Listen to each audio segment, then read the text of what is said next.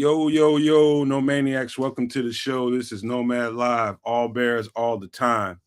Without my co-host, the Canuck, he's dealing with a little stomach bubbly going on. I don't know what's the deal. He told me stomach flu. I believe him if he said so. Maybe he's like my man Alex Shapiro, ate a little too much Indian food and didn't agree with him. Is new to his system. I don't know. I don't know what to chalk it up to, but he's not here today, man. But we're gonna move ahead with the show because my guy Alex is in the background waiting.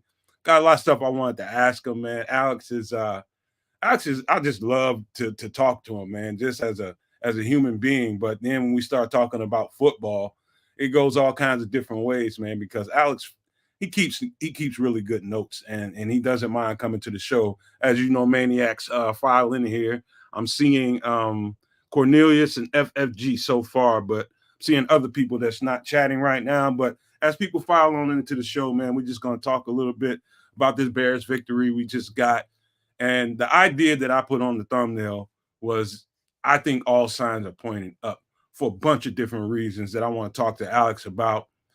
My guy Nick, the producer, the dude, he was before the show. We were just having a good conversation. I guess he was kind of warming me up for the show, man. But I was pointing out to him that when you watch Caleb Williams like yesterday's game, and you want to talk about growth and what you notice, you almost have to be, if you're one of those all 22 nerds, you probably need to go back to game one and kind of see what it was then and fast forward to now and cycle through those games and kind of watch the growth.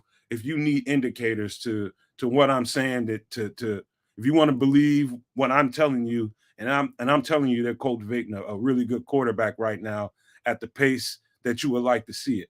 They're not asking too much of them. They're bringing them up the right way. They're starting to scheme it up right. I think you seeing some comfortability between him and the receivers that I think was kind of lacking in the first few games. But all I know is that defense hums, and all they needed was a quarterback to at least not turn the ball over, make a few plays here and there, and you got something good going on, something really good. I'm almost ready to start my Super Bowl preparations, but I left the balloons in the basement for right now. But as we get into this conversation, I'm gonna bring my guy Alex into the show right now, man, because let me know, Alex, should I bring out the party balloons or just wait? Well, if you want to celebrate kind of what you were talking about earlier, that, hey, Caleb Williams does look like the guy, and the Bears do look like they are making improvements, and it does look like the Bears are doing some things to make life easier for Caleb Williams, or they're at least making improvements and receiving feedback and making adjustments, and the offense is heading in the right direction, then yeah, bring out those balloons, man. Because, especially after a 36-10 dominant victory where Bears were playing extremely complimentary football, vibes are high. So celebrate it. Celebrate it while the vibes are high, man. Those are for a Super Bowl party or something. That's what that stuff is for, man. All that stuff. In that case, you might want to leave the balloons in the basement. I mean, listen, the Panthers game, if you're a Bears fan trying to get super hype, it's fun. Is the Panthers game an indicator that the Bears are Super Bowl bound? I don't know about that. You might want to pump the brakes on that a little bit. All right, man. So, all right, we're going to leave them in there for now. My girlfriend's been trying to keep me off those balloons and all those little horns and little things that you wave around and all that make noise. But we're going to wait, man. But, hey, somebody's got an interesting question in there right away, something that I was going to ask you in the first place. Yeah.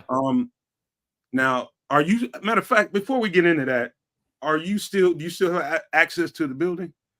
I do. So, truth be told, I have not been there as regularly as I was when I was really working as a beat reporter, but I have still been there occasionally, talking to some of the guys in the locker room, and watching the portions of practice that are open to the media, which is basically stretch and individual drills. So again, have I been there every day? No, but I've been there, and I've been to some of those post game locker rooms. Okay, before we get into that, because I think it's only respectful to be in these greetings now to talk about.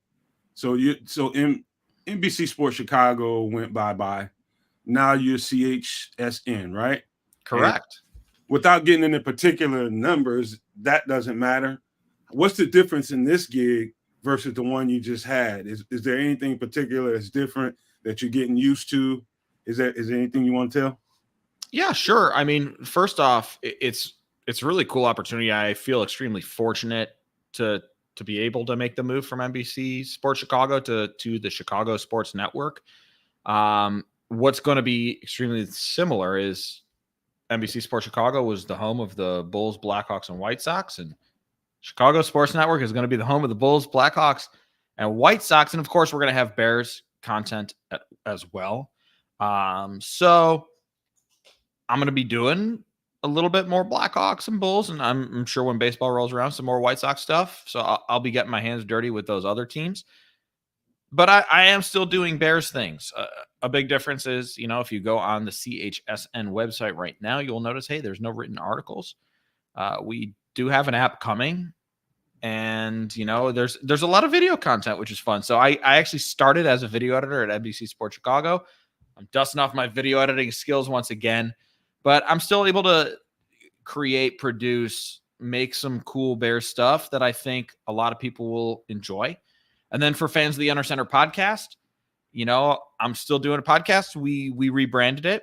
If you are a subscriber to the Under Center podcast, you already got our first episode. It's called The Bearcast now. So I've still been able to do that podcast coverage, which is wonderful as well. So honestly, the transition has been great. Our team at Chicago Sports Network is great. And I'm just really excited about the opportunity to bring all sorts of cool digital content to our fans. Do you have any of your other colleagues that were there at NBC that came over with you, or are you the only one? Yeah, no, definitely some other people came over. Anthony Durunda, who was the producer of Football Night in Chicago. He is the guy who actually came up with our Shapiro's Studs segment that we did on Football Night in Chicago. He is now a producer for the Blackhawks pre and post. We have some talented editors. Ezra McCann, another talented producer. Naomi, who was working on the Bulls. She will continue to work on the Bulls. Matt Ellis was a director. He is now in a type of supervising producer role. There are people that I am forgetting, and I apologize if I am forgetting you. Joe Collins, who was working on live events at NBC Sports Chicago, is also working on live events at Chicago Sports Network. So it's not just myself. There are a handful of NBC Sports Chicago folks who have made the transition over to the new network. All right. So hang on, I almost choked just a second ago. Sorry about that. Uh-oh. Almost. So all right. So I think, and I'm being a little I guess I don't know, being an opportunist. I would love to do something with you on a regular basis, if like not on a regular basis, like every day or every week. But I do think we had something going when you, like, I can imagine a show being put together with you, especially with the training camp notes. Whenever you're up at House Hall and watching all that kind of thing, but not just that. I mean, I'd love to if you were ever willing to and wanting to, man. I believe that we could produce over here a show just for you, man. So you want to ever think about that, man, you're more than welcome over here. Get your name out there, keep the name out there. And I like being attached to you, man, because I think you're a solid guy. But I just had to throw that out there. Shameless plug. Hey, I appreciate that. I appreciate all the kind words and all that. And hey, maybe you and I should chat offline. I don't know what CHSN will have to say about that. Okay. All right. That's just truth be told. I have no idea. This is the first time anybody's ever approached me with something like that. But hey, let's chat offline. We'll do that, man. How you've been there? What, a couple, 2-3 weeks, a month now? It's not that long. I know that. Yeah, so I shut my laptop at NBC Sports Chicago at around 11:30 p.m. on September 8th. That was week one. That was the week one game between the Bears and the Titans. And I opened my laptop at CHSN at 8:30 a.m. the very next day, September 9th. So I am almost at my 1 month anniversary at Chicago Sports Network. That's wild, man. So are you getting the chance to check out some bulls? Are you getting the chance to get upfront access to them yet? So I will have access. I have not been to Bulls practice just yet. I have gone to the Blackhawks, but right now here's the thing: we're also building our network. That's what's also really cool about this opportunity. We're building this from the ground up, and it feels very, very cool to be on the ground floor of this thing. So my first couple weeks were a lot of planning, were a lot of pre-producing, were a lot of getting things ready. And then once I've gotten out in the field the past couple of weeks, it has been split between the Blackhawks and the Bears. So how are those Blackhawks looking right now? I'm not a hockey fan. I know nothing about the game, but is there a reason to be optimistic this year? What has it been, a couple years since we got Byard? Or this is Connor Bedard's second year, and then they've added Levshinov, the number 2 overall pick, I want to say. So I would also be lying if I told you I knew the X's and O's of hockey in the same way that I understand football, but it's been really cool to learn. Their practice facility, Fifth Third, is incredible. It's super, super cool. And, basically what I've been doing at this point is participating in scrums and just kind of introducing myself, to guys. And I will say everybody has been incredibly kind. I mean, what a great group of people. The locker room seems like a great locker room. I got to cover Jeremy Roenick's Hall of Fame presser where he was showing all the artifacts that are going to the Hockey Hall of Fame. So that was really neat. But yeah, I don't think I'm going to be breaking down the third line changes and all the D pairings. I'm not quite there yet, but give me some time. I'm learning. Hey, but I like the idea of, I'm never going to be a hockey guy. Ain't no sense in me even pretending like I even would ever have the chops to watch that and know what to talk about there. But I like the idea of people getting in on something on the ground level. To me, that I'm a creative mind. And so whenever there's an opportunity and a canvas to kind of build something out, for me, that's like money. That's a money place for me, because I do have a very creative mind. So I just hope, all I can say is I hope that you use every aspect of what you can bring to the table and help build it out and turn it into the monster that, if you guys got creative people around you, it can be, because the Chicago is thirsty for our sports teams, and you really can make it into what you want it to be. It's all Absolutely. about and obviously we got a creative bunch. Yeah, I bet. So I'm sorry. Yeah. I'm sorry I cut you off. No. It's all good. So if you ever wanted some more creativity and some more ideas, holla at your boy, man. I'm pretty good now. Pretty good. But let's talk about some football. That's what these folks came here to talk about. It's hard to do a podcast on a Monday night when there's a NFL football game going on. That's why the numbers are low, man. People are watching, but they're watching the game more intently. But listen, the first thing that someone said about a football comment, and this is probably one of the more curious questions I have for you, is what in the world is going on with Khalil Herbert? Anything you're hearing? And what's the deal with, somebody also mentioned Tyler Scott in the same sentence? Yeah. What's going on there? Is there something going on we should know about? Like, to me, I think Khalil Herbert, I've said it since the beginning, he could be on the trade block. Yeah, that's certainly what I've been thinking too, right? As he doesn't get carries, and he's a talented running back. We know that. He can definitely put his foot in the ground, make somebody miss, and reel off a big run.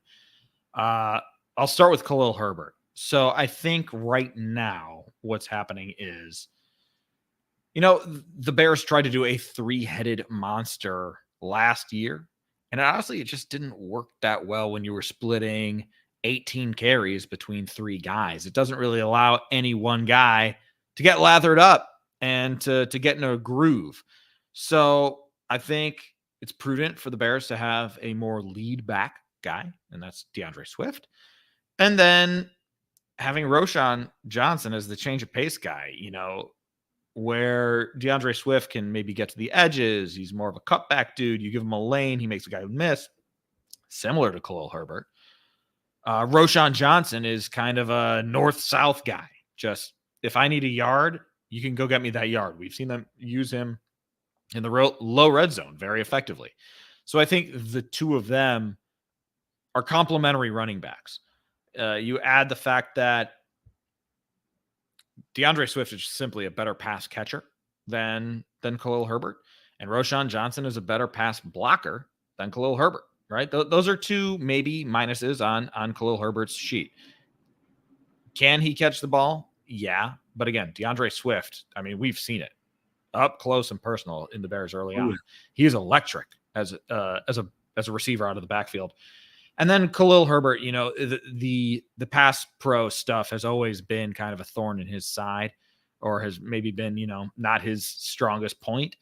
So that takes him out of some third down scenarios. But Khalil Herbert has been participating in special teams. You'll see him blocking. You'll see him, you know, he's a special teams guy, which is why he is still around and why he still has that game day jersey. But right now, in terms of offensive output, I think, again, you know, the Bears doing this lead back DeAndre Swift, Roschon Johnson, change of pace guy. It's worked better than last year when the Bears tried to have Deonta Foreman and Khalil Herbert and Roschon Johnson all kind of splitting carries. Now for Tyler Scott, I think Tyler Scott right now is the victim of some personnel stuff that's going on. Adjustments that the Bears have made. The Bears seems to have found something with this 3 tight end look. We talked so much about 12 personnel and 2 tight end sets heading into this year with Cole Kmet and Gerald Everett, but we have seen a lot of 13. So that's 3 tight ends, right? Cole Kmet and Gerald Everett and Mercedes Lewis. And those guys have done well as blockers and kind of helping set the edges and giving Caleb Williams some extra time and helping the offensive line reestablish that line of scrimmage a couple of yards forward. And obviously, if you have 3 tight ends out there, you're not going to have 4 wide receivers. So I think that has been the reason why Tyler Scott hasn't gotten out there that much, because I do think the Bears have found something with these 3 tight end sets. Mm-hmm. I until you said that, I don't know if I put that into the aggregate as to why, you know, we're not seeing as much Tyler Scott, but I think you're dead ass on the money. That's probably exactly it. You know, the personnel, because, you know, they're trying to really get that run game off and going and get some more extra pass pro going on at the same time. And it just doesn't the game plan, I don't think, schemes up his number just yet. I don't think it's going to stay like that the entire year. But right now, while they're trying to get this quarterback comfortable, I think you're dead ass on the money. I think that's probably the right way to look at it as far as Tyler Scott goes. However, now, can you imagine this? You know, I'm one of those thinkers that I can kind of picture. I feel like I can picture what goes on behind the scenes, and I can imagine Khalil Herbert being given that number 1 RB spot last year and feeling like he did halfway decent given the opportunity that was provided under the circumstances. And then being demoted, you know, he got demoted to pretty much RB3 during camp, is what I understand. You know, he was kind of down there. And is there would you think it's fair to surmise that maybe a conversation was had with the head coach and maybe the GM as to say, hey, you know, if you don't think of me any better than that, to me, I think it'd be best for you to trade me. I think I can have better opportunity elsewhere. I respect you guys, but how do you guys think about trading me? You think that's a conversation that could have been had? Yeah, I think it could have had. I have no idea whether that conversation happened or not, but you can see that happening. But as to whether that actually did happen, I have no idea, because Khalil Herbert has shown that when given the opportunity, he can be explosive. It's just, again, he's through no fault of his own, really, been passed up by DeAndre Swift, who, you know, is deserving of lead back opportunities, and Roschon Johnson, who's a really solid complementary back. You know, when you look at a holistic running back room type deal, right? So yeah, I think Khalil Herbert can play in the NFL, and I think he can help somebody. And whether or not he gets dealt, we'll see. But yeah, I guess we'll see. But that's definitely dinged for me. Is, hey, Is Khalil Herbert going to get traded? Is Velus Jones going to get traded? Does somebody want to give him a shot? Things of that nature, because those are two areas where, these are impactful players who are talented and they're not helping the Bears as much as they could be. So maybe they can help somebody else a little bit more. Okay. Another, what's the vibe around the locker room? Are they starting to feel like they got something cooking here? What's your sense of the locker room? I know the building is one thing, but the locker room in particular, what's your sense of what's going on there? Do you think they feel good about what they have going on? Oh, absolutely. And honestly, vibes have been high for a while, dating back even to the end of last season. I remember the end of last year during locker cleanout day. It didn't feel like other locker cleanout days because the Bears knew that they were cooking. They knew they had momentum. And I remember a couple players saying, like, it doesn't feel like the end of a season or we're wrapping something up, because they understood, hey, we got a lot of young guys. We have a lot of our core in place. We're just going to take a little break, and then we're going to come back and we're going to pick up exactly where we left off. And that's how we're viewing this. Like, okay, yes, the season is done, but this is just a momentary break. We're going to be right back soon, and we're going to pick up where we left off. And that's kind of what the Bears have done. And they have remained really confident from the start of the year, even when things, weren't great on offense. I would talk with offensive players, and they felt the urgency to get it right because they knew the defense was playing lights out. But they still knew that they had the ability, they had the talent, they could make it happen. On defense, interestingly, it felt like there was less urgency. The defense was like, we got this. Like, we know we're super solid. Whenever they get it going, then we're going to be really, really, really good. So I feel like the vibes have been high. Again, even dating back to last year, they've been a confident bunch for a long time. So I don't know that things are necessarily different. It's more just like, hey, yeah, these are the results that we kind of expected. Like, what did Kevin Byard say? This is the floor. This is our standard. So yeah, vibes remain high. They remain a confident bunch like they have been for quite some time. You got a particular question directed directly towards you. Alex, what do you think? What do you see the best O-line combination has been this season? I really liked how the Bears lined up this week. I, during training camp, would talk with some of my colleagues and be like, it feels like it's inevitable that Matt Pryor is going to make some sort of impact on this line somewhere, because I thought he looked solid. We haven't really gotten a long look at Ryan Bates at center just because, he got hurt. He was in and out, and then Nate Davis was in and out, and that required Ryan Bates to play right guard. But I think Matt Pryor, and you do have to consider that the Bears played a pretty banged up Panthers team, right? This is a Panthers team that wasn't very good coming into this game. They were banged up, so they weren't even at full strength. So you got to take it with a little bit of a grain of salt. But I think Matt Pryor played the best right guard we've seen out of the Bears all season. I think Braxton Jones and Darnell Wright, are obviously the dudes at the edges. Coleman Shelton, I thought looked very, very good last week, especially run blocking. And then Tevin Jenkins, when he is on, when he is playing to his level, he is dominant. So again, the way the Bears started week 5, I think that was the best. Braxton Jones, Tevin Jenkins, Coleman Shelton, Matt Pryor, Darnell Wright. Tevin Jenkins did make the trip to London as he works through this ankle injury. He did not stay back. So just like Tevin Jenkins was able to fight through his ribs injury against the Panthers, we will see how Tevin Jenkins is feeling and whether he's good enough to go against the Jaguars in London. But if he's healthy, I think you run back that same combination. If I'm not mistaken, after Jaquan Brisker mollywopped that tight end, he stayed in the game. And today, now this is just to give anybody who hasn't had a football concussion. Sometimes I've had 2 different kinds. The kind that gives you the splitting headache right away. and you just got yourself a concussion. You know it because your head is absolutely like it's a party going on in your helmet, and it's got a lot of bass, and you don't like it. Number one, number two, and it's kind of like hazy. You're there, you're not. But then there's another kind.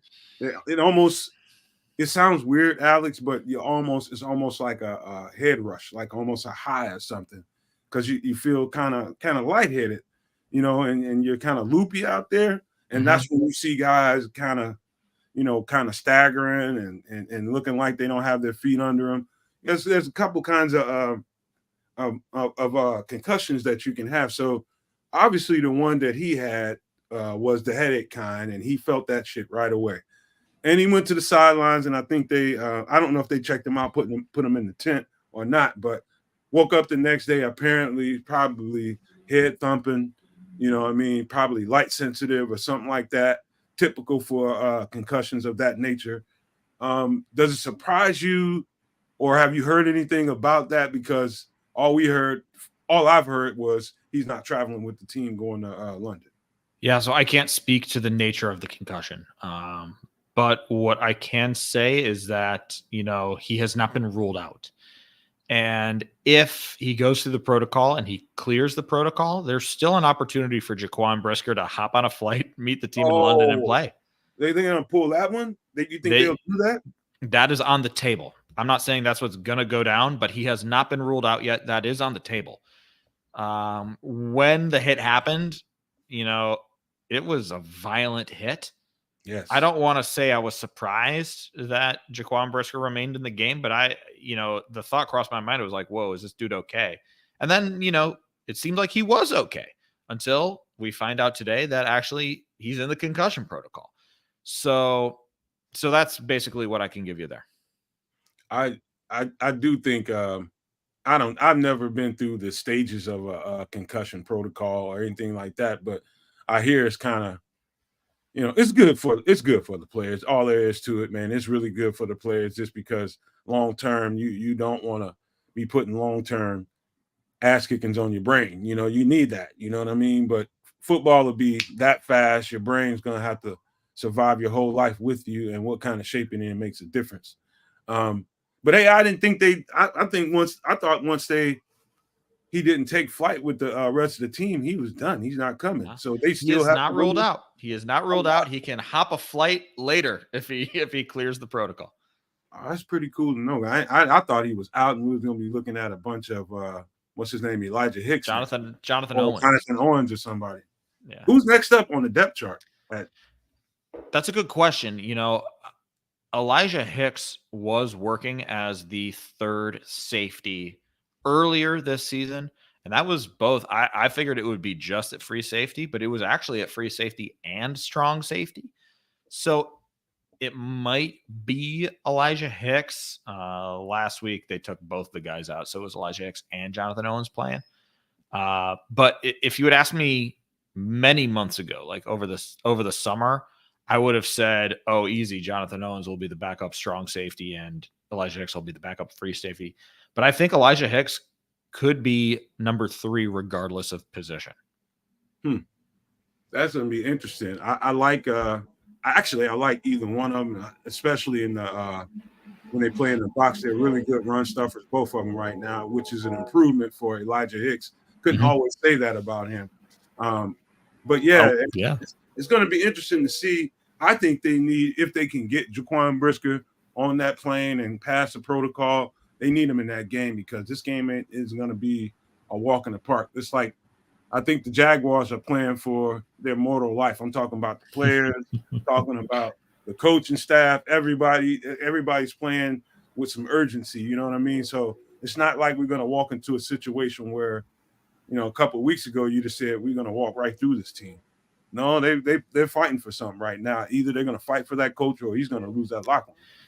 There are very rarely easy wins in the NFL. It looked easy for the Bears last week against the Panthers, who, again, were not a good team coming in and were banged up on top of that. But in my opinion, outside of those rare scenarios, there is no such thing as an easy win in the NFL.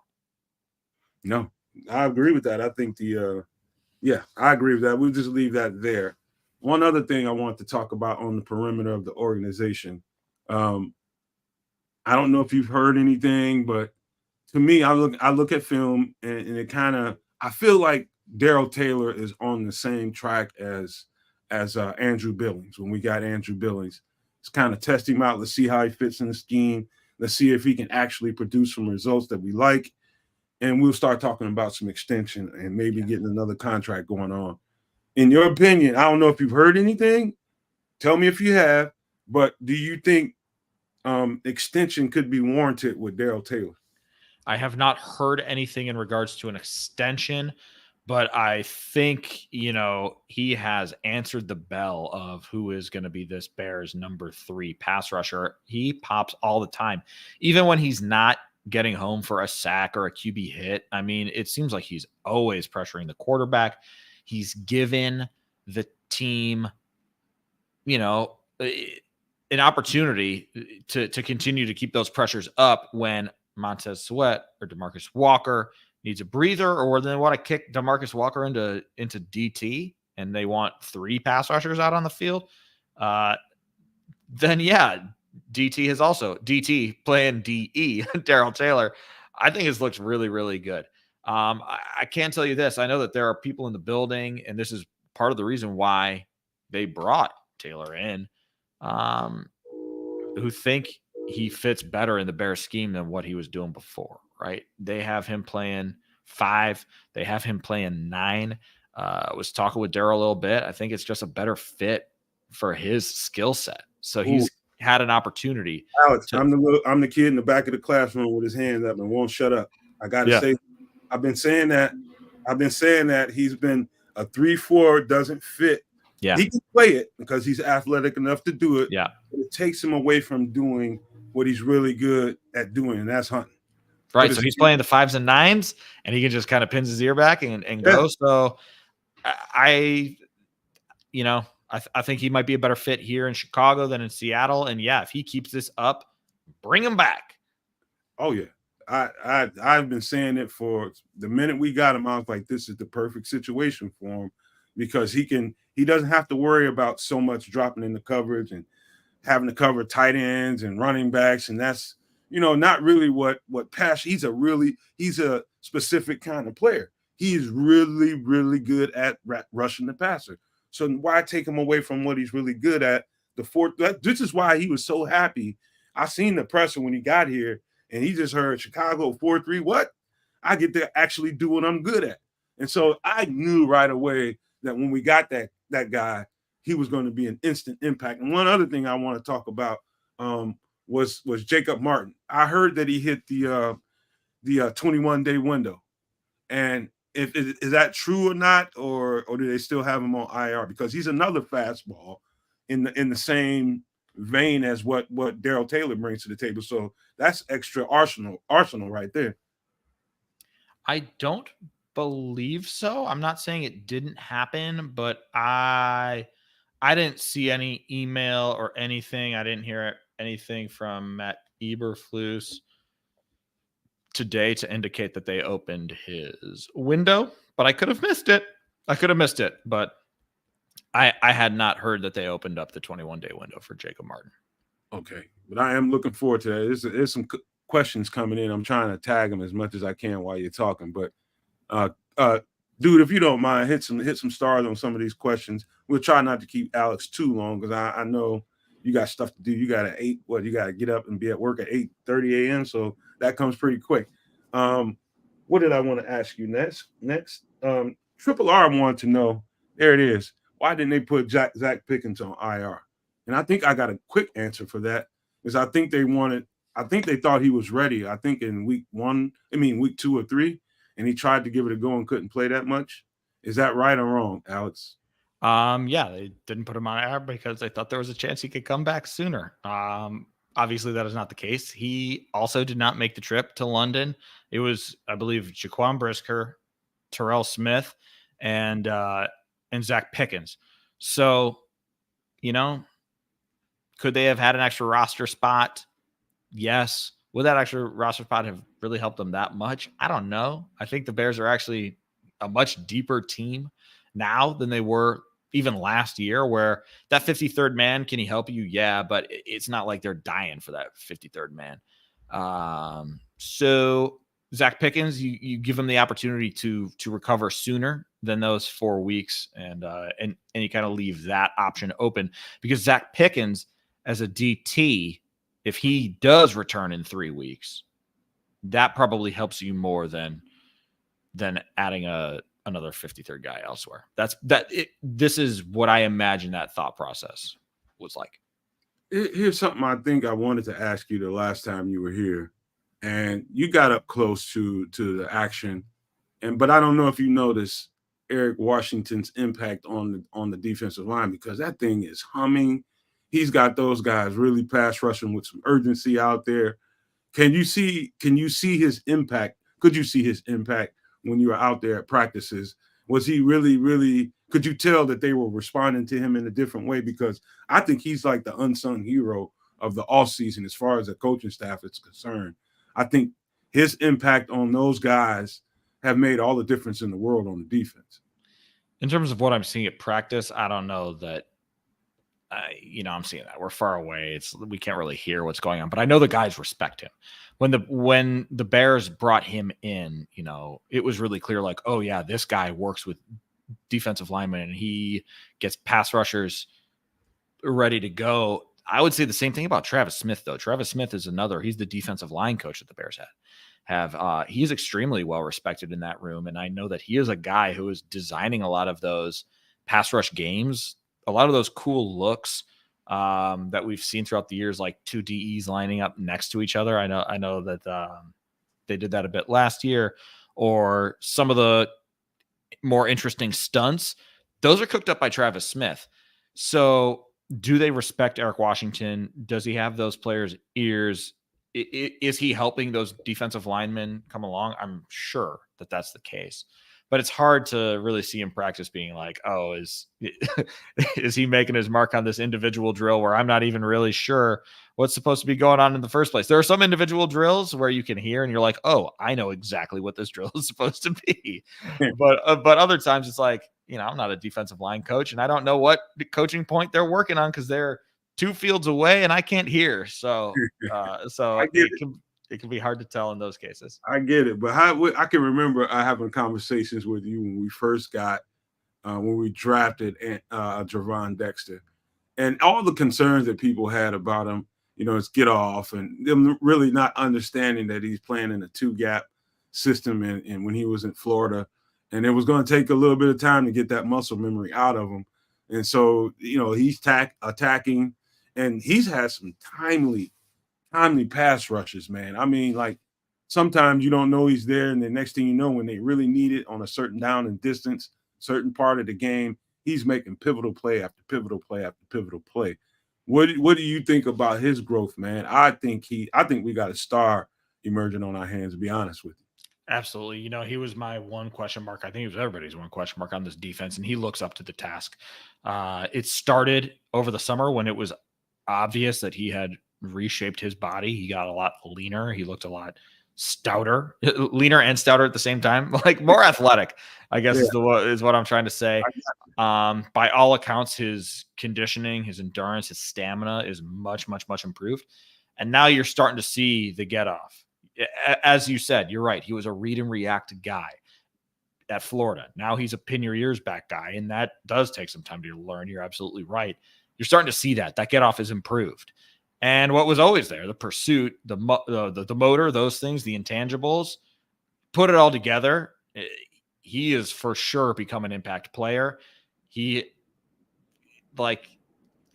arrow's pointing straight up. Could he be that impact 3-tech? Absolutely. Really, really encouraging stuff out of Javon Dexter so far.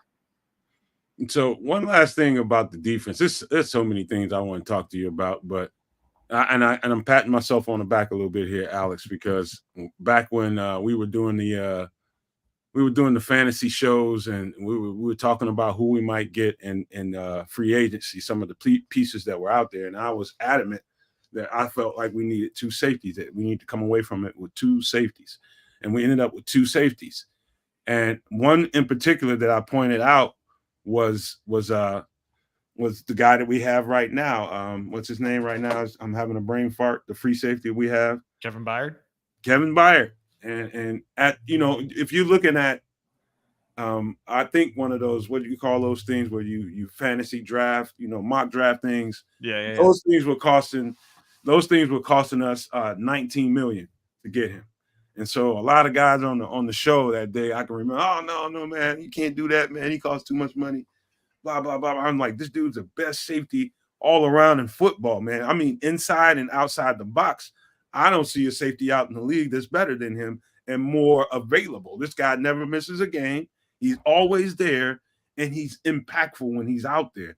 I mean, to me, he's the best free safety, and I think we got an absolute steal. What do you think about his presence on the defense, excluding Eddie Jackson? Can you see the difference between the two?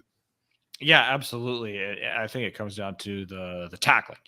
Eddie Jackson's tackling came a long way with his time with the Bears, right? That was a goal of his. It was a mission of his to shore that up. And he did to a degree. But Kevin Byard is, a surer tackler. And it's as simple as that. I think both are excellent ball hawks.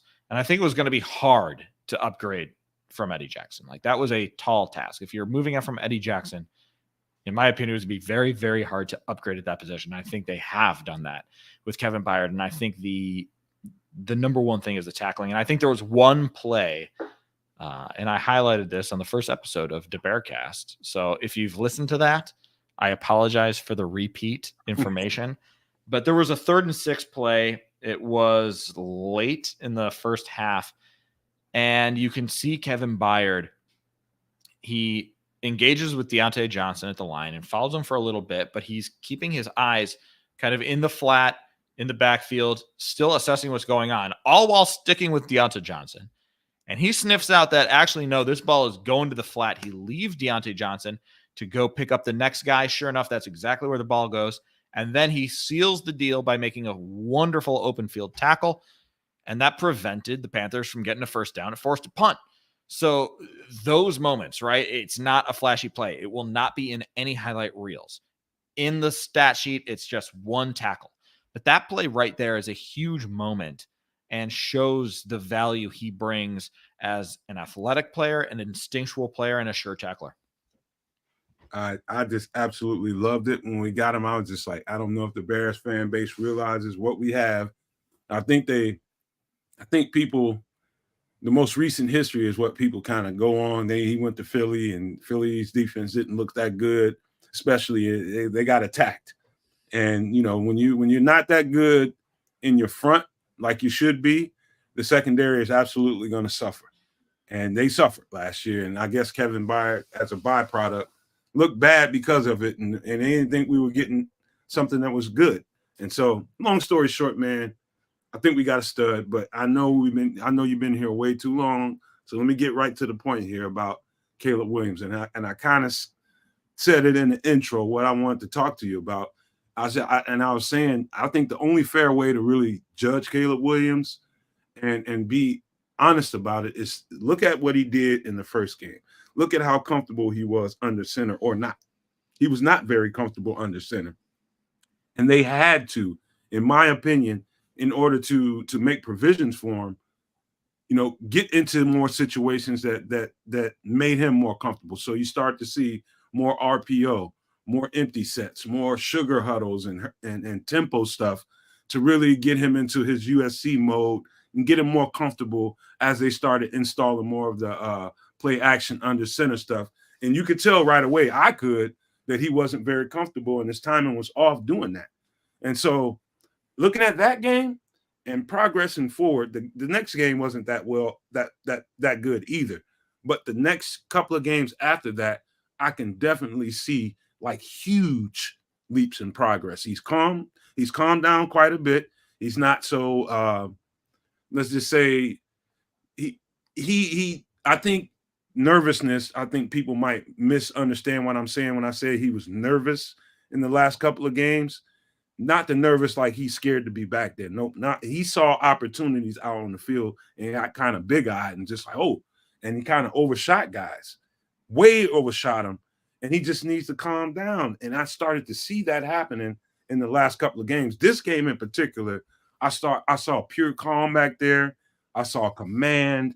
I saw the leap from game one to where we are right now, and the progression is cleared. The best thing about it, I think, Alex, was the ball distribution. He wasn't getting locked into a certain guy. He was just letting the ball go where the defense tells him it needs to go, and he's letting it fly.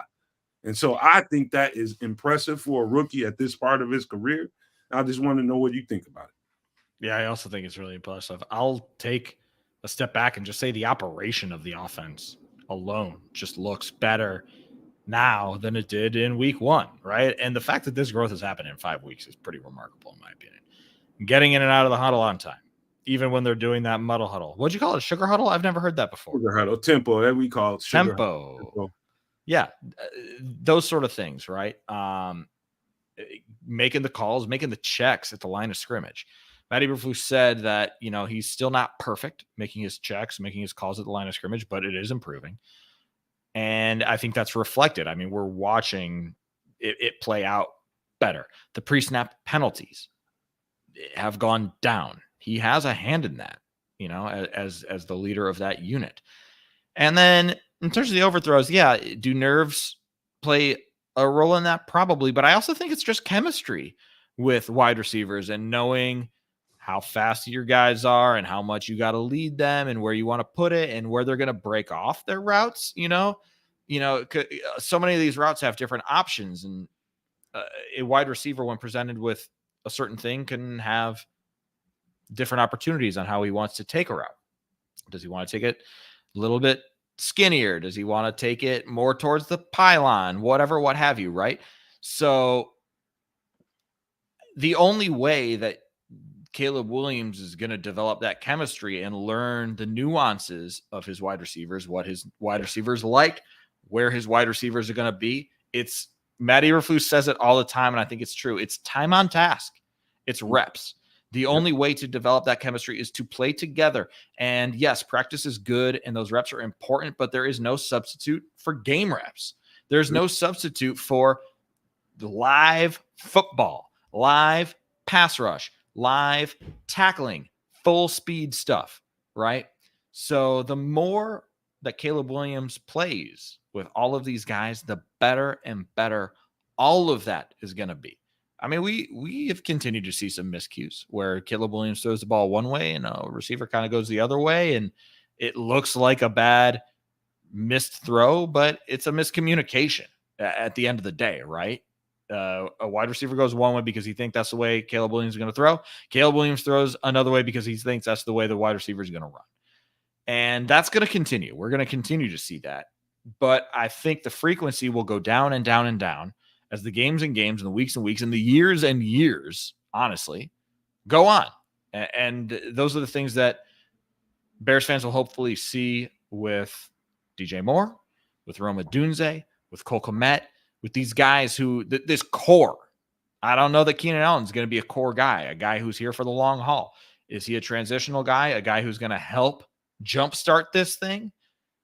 But, you're going to see that chemistry with the core guys develop over the years, truly, so that they can communicate with each other with a look. They can look at each other at the line of scrimmage and know exactly what's going to happen. The only way that happens is time on task.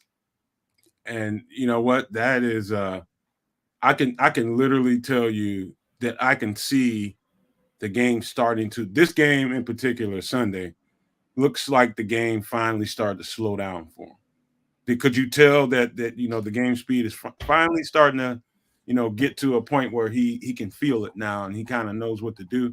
Could you get a sense of that watching this? In a sense, in the sense that, yeah, you're seeing the command of the offense, you're seeing the operation, all of that stuff improve. You could argue that is, yes, the game slowing down, but I think he's always been a guy who has been good at going through his progressions pretty quickly. I think he's been a guy who gets the ball out much more quickly than we've seen in Chicago in recent memory. So the anticipation stuff, I've seen that stuff, and I think that was already there. But in terms of the operation, yeah, I think you could argue that is, in a sense, a part in which the game is slowing down. Okay, this has got to be, unless you got a little more time to answer some questions. Bear Truth 9 asking a question that I want to know about personally. Are you hearing anything? The trade winds are starting to blow a little bit. We already got Keenan Allen swept up into one that I don't think is going to happen at the trade deadline. But what are the trade winds? Are you hearing anything? Is there anything that you might want to report? Any whispers? Anything? No, there's nothing that I can report, unfortunately. So I'm sure it'll pick up even more as the trade deadline approaches. Yeah. If we were buyers in the trade market, where would you suspect Ryan Poles might go? It's a good question. DT, maybe, especially if the Zach Pickens thing does extend on and, maybe his progress slows and then there is an IR stint if there's a setback. And again, this is speculative, hypothetical situation. But maybe DT, especially since Jervon Dexter has looked really good. And like, if they can get another guy in the middle there, then they're like cooking. Give me a name. Give me a thought. Oh, I don't have a name for you. I'm sorry. I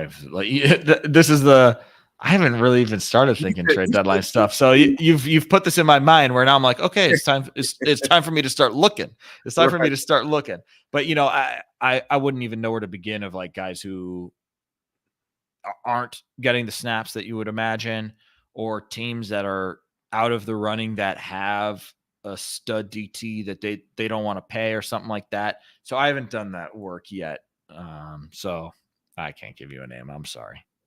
Okay, so you think D line, you think D tackle in particular. You said D tackle in particular. Okay, I think D tackle. I'm trying to think. Like they're set at corner. I don't think a wide receiver is coming. I don't think a running back is coming. They're good at safety. They're good at linebacker. This is like all of a sudden it's a pretty deep team. I all I know is at this point, I would have said they will be buyers at the trade deadline at the other defensive end spot. But I feel a whole lot different than I did before we saw action and they got Darrell Taylor. I'm not feeling like we're buyers at that spot going into the trade deadline. I think we're probably sellers and low end buyers. Sellers meaning I do think they're going to do something with Khalil Herbert. To be fair with him, I don't know what that's going to do to our running back room, but I got a feeling that we ain't going to see Khalil Herbert after the trade deadline. I think Dallas has a need. You're not buying Rico Dowdle? Nah, I thought he looked pretty good last night. Zeke is washed, but Rico Dowdle? He ain't him, man. He ain't him. He ain't. I think they could use a Khalil Herbert, but that's me. Yeah, Alex, man. Guess what, you guys? No maniacs. Guess what? Alex Shapiro is pretty damn good at talking about Bears football from a reporter standpoint, and we love it, man. And we appreciate having you here. I am going to reach out to you, by the way. I'm kind of insistent about stuff like that way, but I really do think we do some pretty good content for people, and I think the more we give it to them, I think the more they'll gravitate towards it. So I will reach out to you, Alex, as soon as possible. But man, thank you so much for being here again. You are definitely my favorite reporter to talk to, man.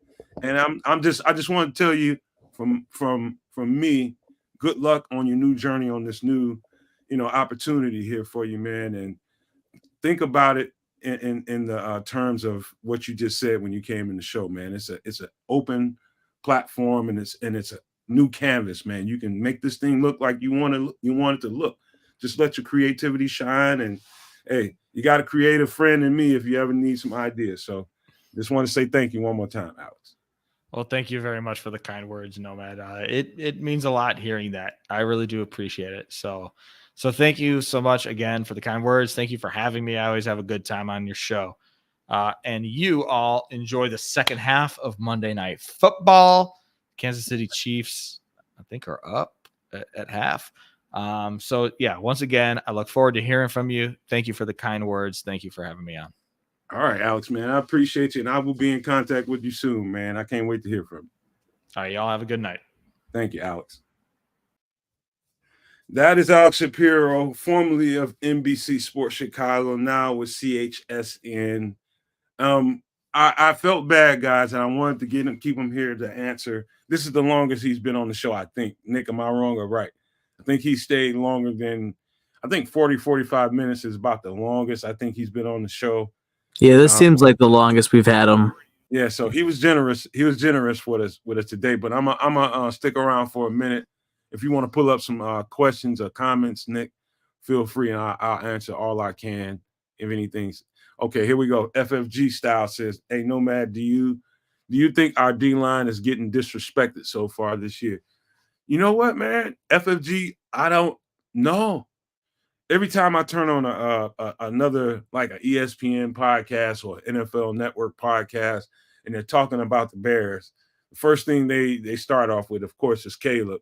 But when they start talking about the other side of the ball, they're talking about the defense. That's like I saw one podcast in particular that really gave them their flowers, and they called them like one of the best defensive fronts in the league.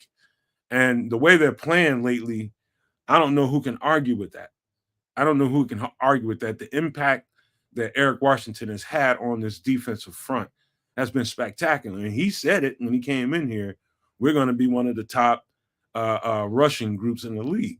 And they get after the quarterback. They really get after the quarterback. I mean, this guy, Eric Washington, I can't say enough about him, FFG.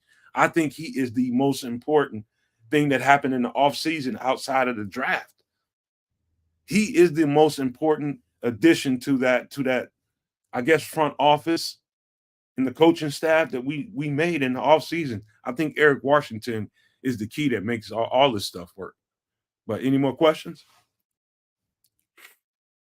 Don, I got one peg for your punk ass. I got you talking shit so much. Here we go. Don said, Nomad. No, he's the best safety, talking about Kevin Byard. LMAO, Nomad be reaching hard. No, I ain't, man. Give me a better safety in the league all around. Find me a better safety in the league. The only one I would have given you, and I think he's probably number two. I'm gonna tell you who I think is number 2 and 3. I'd say Justin Simmons right under him, and I think help me out, Nick. What is the safety number 39 in Pittsburgh? I think he's up there too. What is his name? Mika Fitzpatrick. I think those are the top 3 safeties in the league. I might be missing some names, but straight up, I think this dude is the all-around best safety in football. In the box, outside the box, roaming in 3, roaming in 2, cover 1. I think he does it all. Blitzing, I don't think they blitz him that much, but I think he does it all. So, anything else? Are the Bears shopping anyone, says Illinois Jones. You would have to think the only person that comes to my mind is Khalil Herbert, just because the guy went from your number 1 running back all the way demoted to not even getting snaps, not even getting touches during the game, unless there's something weird going on during the game, somebody's injured or something like that. To have him fall so far down the totem pole makes me believe, Illinois Jones, makes me believe that there's a conversation that's been had. And you could tell by when I was talking to Alex about it, he could probably imagine there's something similar to what I said that could be going on. It's like, hey, if you guys think that low of me, why don't you guys trade me, man? Because I was your number 1 back. Now all of a sudden I'm down to number 3. That doesn't make sense. And so if I was Khalil Herbert, I'd have that kind of energy. I wouldn't be happy about it, and I would ask for a trade. And I'd just be professional about it, do whatever they ask me to do. But if I was Khalil Herbert, I want a trade. And so, yeah, I do think they're going to, if they can, for the right price, I think they will move Khalil Herbert. Anything else, Nick? Nothing else there. All right. So let me think. Fitzpatrick, Bear Truth 9 thinks Mika Fitzpatrick is Kirby Joseph is tough. Brian Branch is a nice box safety. Don, I'm just gonna be tough. I'm gonna be honest with you. He thinks Minka Fitzpatrick is Bear Truth 9 thinks Minka Fitzpatrick is the best one. I still say Kevin Byard is the best all-around safety, period. The best tackling safety, the best deep safety, the best zone safety, the best man safety. I think, and matter of fact, I said it the other night, Bear Truth. I don't know if you were here, but I said it then. It was a couple of years ago when he was still at Tennessee that his peers voted him the best safety in football. And so I know I'm not reaching. I just wanted to put that out there. But with that being said, man, I'm looking at the comments right now. They haven't had 400 yards hung on them yet. And hopefully it won't happen. I'm knocking on wood. I'd like to give y'all a little bit longer show, man, but I was expecting kids to come, and I had some stuff I wanted to mess with him about. And so we'll save it. Hopefully he'll be ready for tomorrow's show. And I don't know, quite frankly, if we'll be able to do Superflex without him. And so, keep your notification bell on. And you guys want to make some money, by the way. Y'all want to make some spare money on some parlays. I'm just going to tell you, I've been knocking it the F out the park, picking some guys that's going to make some plays for you and get you in a money-making category, man. So just wanted to put that out there, man. If we do a Superflex show tomorrow, kids is feeling a little better, you might want to show up to that. Stop effing around. I'm telling you, you'll make some money listening to me, man, because I've been hitting home runs, man. Just wanted to put it out there. So, but before we get out of here, also let me mention this too. Ill Will from, I don't know if you guys are familiar. I think some of you guys might be familiar with Ill Will from the Three Kings podcast, the audio podcast that they do. He's going to be joining us. Hopefully, I'm talking to him now. Hopefully we'll get him on, next couple of days, maybe by Thursday or something like that. But we'll see, man. We're going to get him on, and I can't wait to chop it up with him, man, because he talks football the way I talk football, and I can't wait to talk to him. I think it's going to be a dope-ass show, so make sure your notification bells are set. Here's Laz coming in here saying Winfield Jr. That's a good call. I still don't think he's better than Kevin Byard. I still don't think he's better than Kevin, but I do like Antoine Winfield. I ain't gonna lie to you, Laz. He's tough, and I should have had him in that conversation about some of the best safeties. I think he's in there in the top 5. He's in there probably within 3 or 4, in my opinion. I think he's got a lot of range as a safety. He's not afraid to put his nose in there and tackle, but I do think he's susceptible to double moves sometimes, and sometimes he's a little greedy. He sticks his nose in there when he shouldn't, and he should be playing a little bit more deep with a little more leverage, I would say. And yeah, but he's up there in that top 5 for sure, Laz. I hear you, bro. Hey, but with that being said, I got to get out of here. There's some stuff that I need to do housekeeping-wise with the Nomad Network, and I got some shit to do and take care of. But I do need to get out of here. I just wanted to say thank you to everybody that showed up and participated and chatted. I can't say everybody's name because I don't have my mouse on me. I can't scroll up and down. I'll speak to Illy. Let me see. Bear Truth 9. I saw Patty, Laz. It's Crimson, you dig. Illy Jones, I think I just said it. Even Don, man. Thank you for coming. But everybody that showed up today, man, I appreciate you guys. Got a lot of guests coming up, man. Alex Shapiro and Ill Will, just a couple of them. We got a bunch of new guests that's going to be coming on here pretty soon. So make sure you hit your notification bell. And before we get out of here, let me say this again, and I'm going to probably keep saying this and hope somebody effing listens. Please pay attention to the expert. If they're telling you, I'm talking about in Florida, if they're telling you if you're in the zone that you shouldn't be in your home or in your apartment or in your vicinity when this storm hits Florida, please take them at their word. Because I do want to see you guys come back here and be a part of the shows and, be a part of the community, man. I don't want to see nobody lose life out here. And they're saying they don't have anything on record within the last 100, maybe further than that down the line, last 100 years or so, how bad this is going to be. This is going to be a life losing experience for a lot of people if you're there in the eye of that storm, and it's going to go clear across Florida. And so I just wanted to encourage everybody to please Don't pay attention to the political side of what's going on with the weather changing and all this kind of stuff. Ignore that. Listen to the people that are telling you what jurisdiction, what area, what zones, the people that they're telling to leave. If you're a part of that community, get your ass out of there, dude or lady or whoever you are. Get out, please. I just wanted to leave you guys with that, man, because ain't no telling what's going to happen when that thing touches land come Wednesday. But with that being said, we got to go. I love you guys no matter what, and ain't shit you can do about it. But I'm going to leave you with these famous words. If you can think it and you can see it, there's no reason in the world why you cannot manifest it. Don't be a prisoner of your own mind. And I am out.